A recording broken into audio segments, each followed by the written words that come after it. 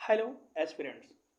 In this episode, we will discuss most important science question for railway exam like RRB ALP, technician and RPF. So let's start. Question number first, washing machine का कार्यकारी सिद्धांत है, तो इसका correct answer हो जाएगा option A अपकेंद्रीकरण, यानी कि सेंट्रीफ्यूगल फोर्स। सेंट्रीफ्यूगल फोर्स होता क्या है कि जब कोई वस्तु किसी वृत्ताकार मार्ग पर गति करती है तो वृत्तीय मार्ग के केंद्र के विपरीत दिशा में एक बल का अनुभव होता है, इसे सेंट्रीफ्यूगल फोर्स कहते हैं। यह एक आभासी बल है। जबकि सेंट्रीपिटल फोर्स यानी कि जो अविकेंद्री बल है, ये क्या होता है कि किसी वृत्तीय मार्ग के पर एक समान चाल से गति करते हुए पिंड पर एक बल कार्य करता है जिसकी दिशा सदैव केंद्र की ओर होता है, हमेशा सेंट्रल की तरफ ही होगा। तो यहाँ पर एक बल कार्य करता है और इसे ही अविकेंद्री बल कहते हैं, सेंट्रीफ्यूगल फोर्स कहते हैं।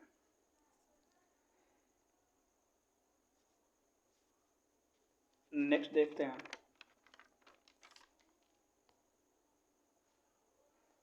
गुरुत्वाकर्षण के सार्वभौमिक नियम का प्रतिपादन किसने किया है, तो इसका करेक्ट आंसर हो जाएगा ऑप्शन ए न्यूटन ने। अब गुरुत्वाकर्षण बल होता क्या है?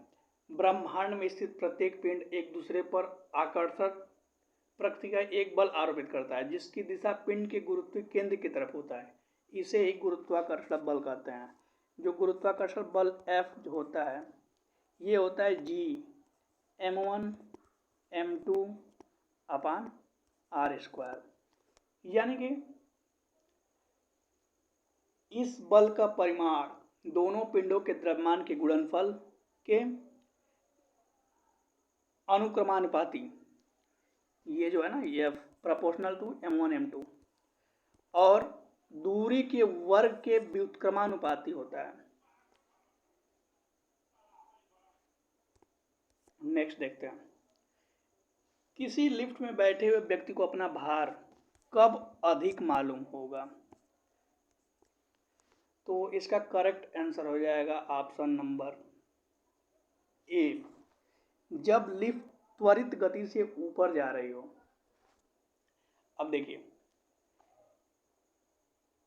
जब लिफ्ट ए त्वरण से ऊपर जाती है तो व्यक्ति का भार बढ़ा हुआ प्रतीत होता है, और जब लिफ्ट ए त्वरित से नीचे आ रही है तो वस्तु का भार में कमी प्रतीत होता है। ये दोनों समझ में आया, यहाँ पे बढ़ जाएगा और यहाँ पे कमी। और जब अगर समान वेग से यानी कि शून्य त्वरण हो से ऊपर या नीचे जाती हो तो लिफ्ट में कोई प्रतिक्रिया बल नहीं लगता और व्यक्ति के भार में कोई परिवर्तन नहीं होता, नो परिवर्तन, नो चेंज। और यदि लिफ्ट के नीचे उतरते समय लिफ्ट का त्वरण गुरुत्वीय त्वरण g से अधिक हो जाएगा तो व्यक्ति ऊपर उठकर लिफ्ट की छत से जा टकराएगा, तथा यदि नीचे आते या ऊपर जाते वक्त लिफ्ट की डोरी टूट जाए तो वह मुक्त वस्तु के भांति व्यवहार करेगी और व्यक्ति का भार शून्य प्रतीत होगा। चलिए नेक्स्ट देखते हैं। पेंडुलम घड़ी तीव्र गति से चल सकती है किस काल में, तो इसका करेक्ट आंसर हो जाएगा ऑप्शन नंबर सी शीत ऋतु में। क्योंकि जबकि जो लोलक घड़ियां होता है गर्मियों में सुस्त हो जाती हैं, क्यों? क्योंकि लोलक की लंबाई बढ़ जाती है और इकाई दोलन में लगा समय भी बढ़ जाता है। चलिए नेक्स्ट देखते हैं। पदार्थ के संवेग और वेग के अनुपात को क्या कहा जाता है, तो पदार्थ का संवेग जो होता है, मोमेंटम जिसे बोलते हैं, मोमेंटम जो होता है ये होता है यम इंटू बी, यानी द्रव्यमान इंटू वेग। तो ये पूछ रहा है वेग, संवेग और वेग के अनुपात क्या बोलते हैं, द्रव्यमान बोलते हैं। ठीक है, संवेग का जो मात्रक होगा क्या होगा, द्रव्यमान का किलोग्राम और वेग मीटर पर सेकेंड, जबकि इसकी बीमा हो जाएगी किलोग्राम क्या होगा m और l t के पावर -1, ये इसकी बीमा हो जाएगी। चलिए नेक्स्ट देखते हैं। सड़क पर चलने की अपेक्षा बर्फ पर चलना कठिन है, क्यों? तो इसका करेक्ट आंसर हो जाएगा क्योंकि जो बर्फ होता है ना, बर्फ में सड़क की अपेक्षा घर्षण कम होता है, और जब घर्षण कम होगा तो चलने में कठिनाई होगा, फिसल जाएंगे। तो इसका करेक्ट आंसर हो जाएगा ऑप्शन नंबर डी।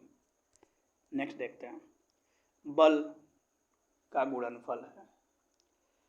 तो बल जो है ये द्रव्यमान और त्वरण का गुणनफल होता है, यानी फोर्स जो होता है ये क्या होता है, द्रव्यमान इंटू त्वरण, F बराबर m इंटू ए। अगर इसका मात्रक देखें तो क्या हो जाएगा, द्रव्यमान किलोग्राम और त्वरण मीटर पर सेकेंड स्क्वायर, या इसे न्यूटन भी बोलते हैं, न्यूटन। बल की बीमा हो जाएगी किलोग्राम तो m LT के पावर -2, ये हो जाएगी इसकी बीमा। बल एक सदिश राशि है, बल, वेग, विस्थापन, त्वरण ये सब सदिश राशि हैं। संवेग भी एक सदिश राशि है, क्यों? क्योंकि इसमें वेग है। चलिए नेक्स्ट देखते हैं, ऊर्जा संरक्षण का आशय। तो इसका करेक्ट आंसर हो जाएगा ऑप्शन नंबर डी। ऊर्जा संरक्षण का मतलब ये होता है कि ऊर्जा को न ही उत्पन्न किया जा सकता और न ही नष्ट किया जा सकता। नेक्स्ट क्वेश्चन देखते हैं,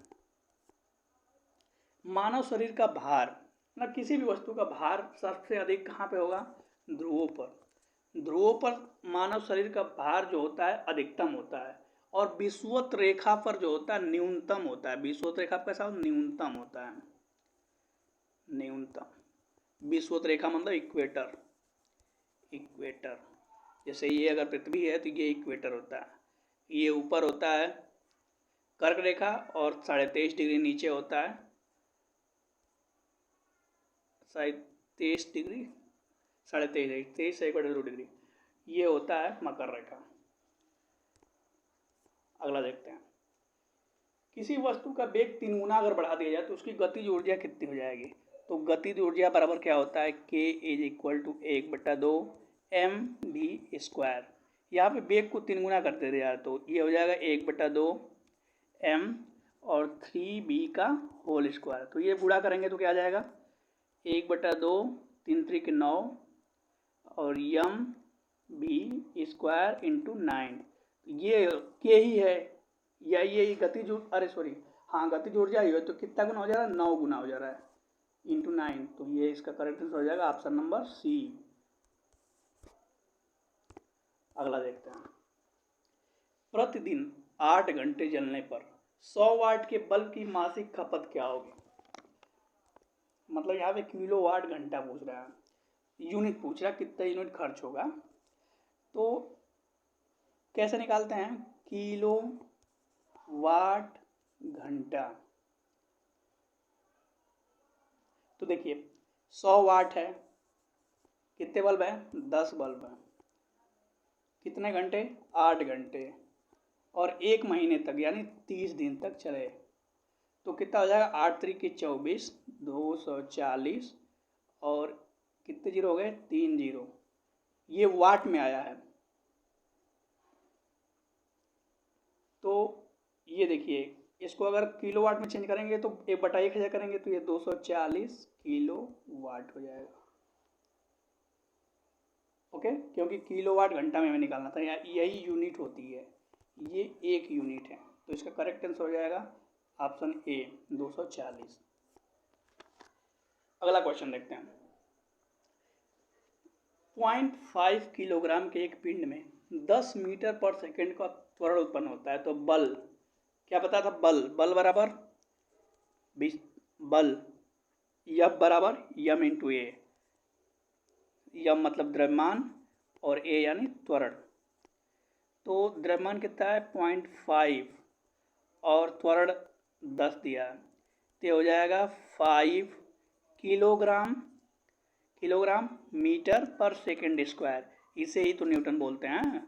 तो ये करेक्ट, ये हो जाएगा 5 न्यूटन आंसर हो जाएगा, ऑप्शन नंबर सी करेक्ट हो जाएगा। चलिए नेक्स्ट देखते हैं। तुल्यकालिक उपग्रह यानी कि जो भू-स्थैतिक उपग्रह होती है या सिंक्रोनस और जियो स्टेशनरी सेटेलाइट होता है, इसकी परिक्रमण की अवधि कितनी होती है? तो इसका करेक्ट आंसर हो जाएगा कि ये पृथ्वी के परिक्रमण काल के बराबर ही होते हैं, यानी 24 घंटे के ही बराबर होता है। ऑप्शन सी इसका करेक्ट हो जाएगा। अब तुल्यकालिक उपग्रह होता क्या है? तो यदि किसी कृत्रिम उपग्रह की पृथ्वी के तल से ऊंचाई इतनी रख दी जाए कि इसका परिक्रमण काल पृथ्वी के परिभ्रमण काल के यानी 24 घंटे के बराबर हो जाए, तो इसे भूस्थायी उपग्रह कहते हैं, क्योंकि पृथ्वी के सापेक्ष उसकी स्थिति में कोई परिवर्तन होगा नहीं। इस प्रकार के उपग्रह में निम्नलिखित विशेषताएं होती हैं।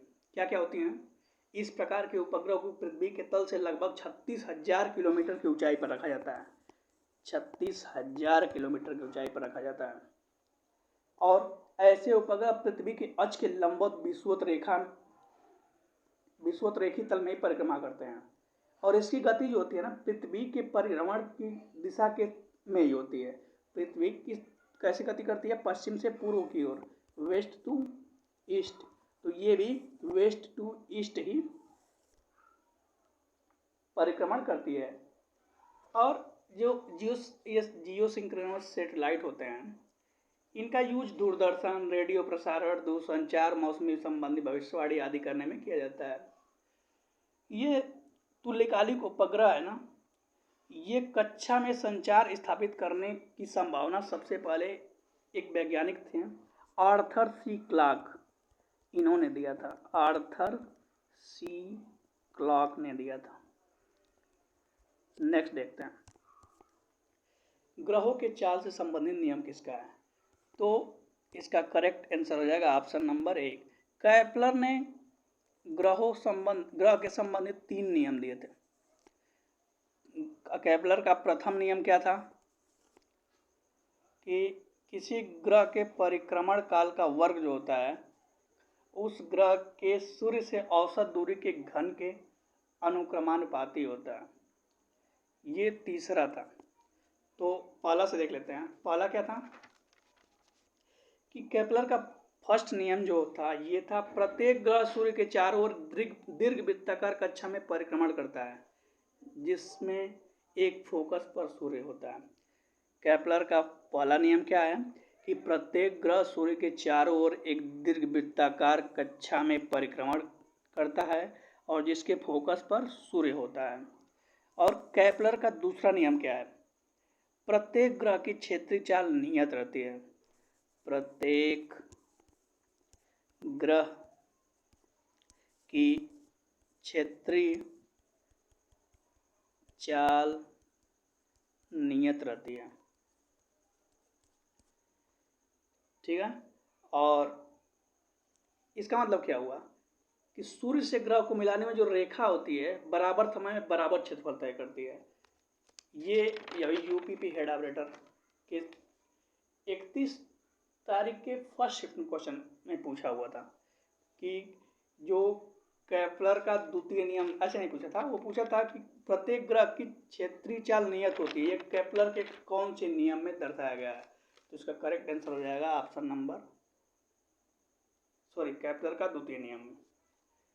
जबकि तृतीय नियम केपलर क्या है? किसी ग्रह के परिक्रमण काल का वर्ग, यानी कि टी का वर्ग जो होता है प्रोपोर्शनल होता है किसके? उसके औसत दूरी के घन के व्युत्क्रमानुपाती होता है। व्युत्क्रमानुपाती नहीं, अनुक्रमानुपाती होता है, यानी T square proportional to R cube. ये तीसरा नियम है केपलर का। अगला देखते हैं, व्यक्ति का भार उस लिफ्ट में अधिक होगा जो, तो अधिक का होगा जब ऊपर की ओर त्वरित हो रही हो तो अधिक होगा, ऑप्शन सी करेक्ट हो जाएगा। और जब नीचे की ओर त्वरित हो रही है, एक समान वेग त्वरित हो रही है, तो क्या होगा? भार में कमी आएगी। अगला देखते हैं, पृथ्वी की पर भ्रमण गति कितनी है? तो इसका करेक्ट आंसर आएगा option number A, 2.8 kilometre. Rocket किस सिद्धांत पर कार्य करता है? तो इसका करेक्ट आंसर हो जाएगा ऑप्शन नंबर डी, संवेग संरक्षण के सिद्धांत पर। अब संवेग होता क्या? तो यदि दो या दो से अधिक वस्तुओं के सिस्टम पर कोई बाह्य बल कार्य न करे तो सिस्टम का संयुक्त वेग अपरिवर्तित रहता है। इसे ही संवेग संरक्षण का नियम कहते हैं। समझ में आया? यदि दो या अधिक वस्तुओं के सिस्टम पर कोई बाह्य बल कार्य न करे तो सिस्टम का संयुक्त वेग जो होता है अपरिवर्तित रहता है। इसे संवेग संरक्षण का नियम कहते हैं। जबकि संवेग मोमेंटम जो होता है, संवेग किसी वस्तु में किसी वस्तु पर बल आरोपित करने की क्षमता है जो वस्तु के द्रव्यमान और वेग के गुणनफल के बराबर होता है, यानी कि P बराबर m/v होता है। इसका मात्रक क्या हो जाएगा? किलोग्राम मीटर पर सेकेंड। अगला देखते हैं, किस प्रकार की रेल की दक्षता सर्वाधिक होगी? तो जो विद्युत इंजन होगी इसकी इफिशियंसी सबसे ज़्यादा होगी। तो करेक्ट आंसर हो जाएगा ऑप्शन नंबर सी। प्रक्षेप्य का पथ कैसा होता है? तो इसका करेक्ट आंसर हो जाएगा ऑप्शन नंबर बी, परवलयाकार, यानी कि पैराबोलिक। पैराबोलिक।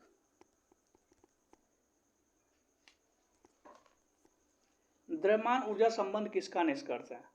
तो ऑप्शन बी करेक्ट हो जाएगा, सापेक्षता का सामान्य सिद्धांत, ऑप्शन बी। अगला क्वेश्चन, डायनमो एक युक्ति है जो परिवर्तित करती है। तो डायनमो या जनरेटर ये क्या करती है? ये यांत्रिक ऊर्जा को विद्युत ऊर्जा में परिवर्तित करता है। ऑप्शन सी करेक्ट हो जाएगा। जबकि विद्युत ऊर्जा को यांत्रिक ऊर्जा में विद्युत मोटर चेंज करता है और विद्युत ऊर्जा को रासायनिक ऊर्जा में रासायनिक ऊर्जा को विद्युत ऊर्जा में विद्युत सेल चेंज करता है। विद्युत सेल,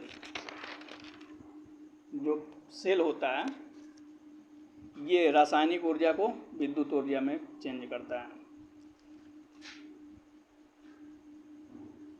और अगला देखते हैं, चिमटा किस प्रकार का उत्तोलक है?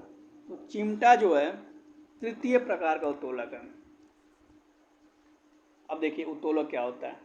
उत्तोलक जो होता है लीवर, जो जिसे इंग्लिश में लीवर बोलते हैं, एक प्रकार की छड़ी होती है जो किसी निश्चित बिंदु के चारों ओर स्वतंत्रतापूर्वक घूम सकती है। इसमें तीन होते हैं, आलंब यानी कि फलक्रम, आयास यानी कि इफोर्ट, और भार यानी कि लोड। तो देखिए अब तीन टाइप के होते हैं, फर्स्ट, सेकेंड और थर्ड टाइप। तो प्रथम प्रकार के उत्तोलक में फलक्रम यानी कि आलंब बीच में होता है, द्वितीय प्रकार के उत्तोलक में लोड बीच में होता है, और थर्ड प्रकार के उत्तोलक में इफोर्ट बीच में होता है। अब एग्जाम्पल देख लेते हैं। फर्स्ट टाइप का जो एग्जाम्पल है ये क्या हो जाएगा? कैंची, प्लास, कैंची, पिलास, ये सब फर्स्ट टाइप के हैं। सेकेंड टाइप में सरौता, नींबू निचोड़ने की मशीन, ये सब सेकेंड टाइप के हो जाएंगे। और थर्ड टाइप में क्या आता है? खेत जोतने का हल, मनुष्य का हाथ, ये सब होते हैं थर्ड टाइप के। अगला देखते हैं, पृथ्वी का पलायन वेग कितना है? तो पृथ्वी का जो पलायन वेग है ये है ऑप्शन नंबर डी, 11.2 किलोमीटर पर सेकेंड। पलायन वेग होता क्या है?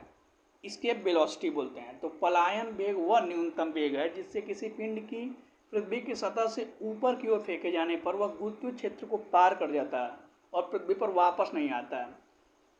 तो इसके वेलोसिटी बराबर क्या होता है? √2 GRE, और ये GRE है ना, ये है कक्षीय वेग।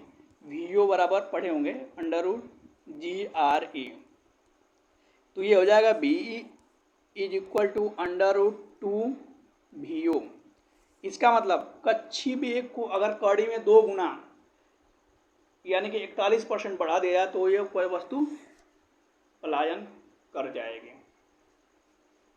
सो thanks to all of you.